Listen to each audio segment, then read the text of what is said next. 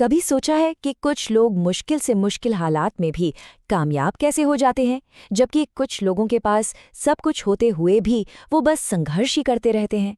जानते हैं, इसका जवाब एक ऐसे बुनियादी नियम में छिपा है जो हमारी जिंदगी के हर पहलू को कंट्रोल करता है, और वो है विचार का अटूट नियम।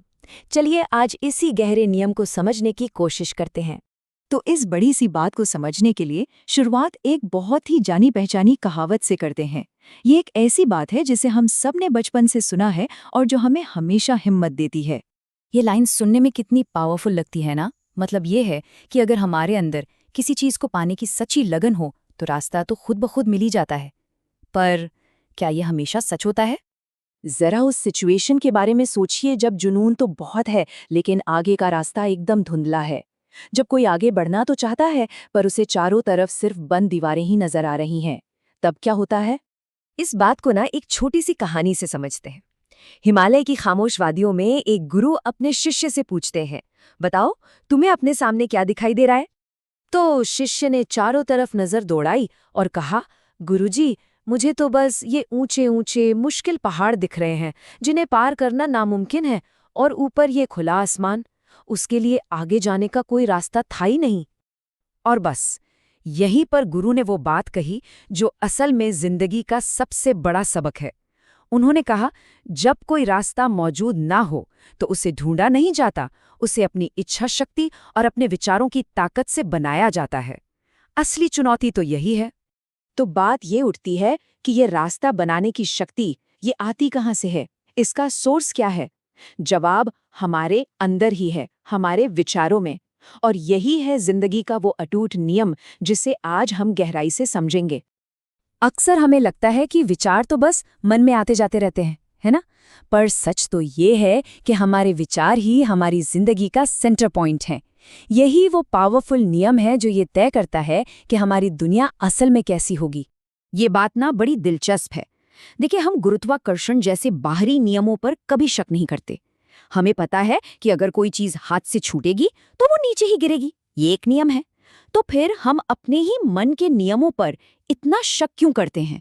हमारे विचार भी उतने ही पक्के और असरदार हैं, पर हम अक्सर उनकी ताकत को नजरअंदाज कर देते हैं। चलिए इसको एक और तरह से देखते हैं। मान लीजिए कि हमारी जिंदगी एक बिजनेस है। अब किसी भी बिजनेस की कामयाबी या नाकामी किस पर डिपेंड करती है? उसके कोर प्रोसेस पर। और हमारी जिंदगी के बिजनेस में वो कोर प्रोसेस हैं हमारे विचार। जैसे विचार होंगे, बिजनेस का नतीजा भी वैसा ही होगा। तो ठीक है, अब जब ये नियम पता चल गया तो अब करना क्या है? अगला कदम क्या है? चलिए अब ये जानते हैं कि कैसे हम सिर्फ हालात के गुलाम बनकर नहीं बल्कि उनके मालिक बनकर जी सकते हैं। देखिए, हम रोज अपनी आंखों से देखते हैं कि कुदरत के नियम कितने पक्के हैं। सूरज का रोज सुबह उगना, समुंदर में ज्वार का आना जाना, ये सब एक सिस्टम का हिस्सा हैं और हम इस पर पूरा भरोसा करते हैं। बस यही बात हमें अपने अंदर भी समझनी है।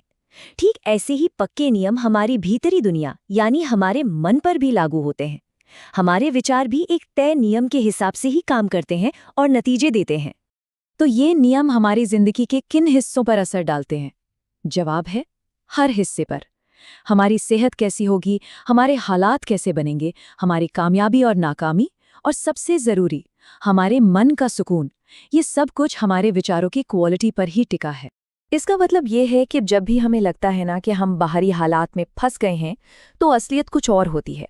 हकीकत में हमें हालात ने नहीं बल्कि हमारे खुद के बनाए हुए सीमित विचारों और पुरानी सोच ने कैद कर रखा होता है। तो फिर इस कैद से बाहर कैसे निकलें? इसका रास्ता है मन का नवीनीकरण, यानी अपने सोचने के तरीके को जड़ से बदलना। ये आसान नहीं है पर यह मुमकिन है, और यहीं से असली बदलाव की शुरुआत होती है।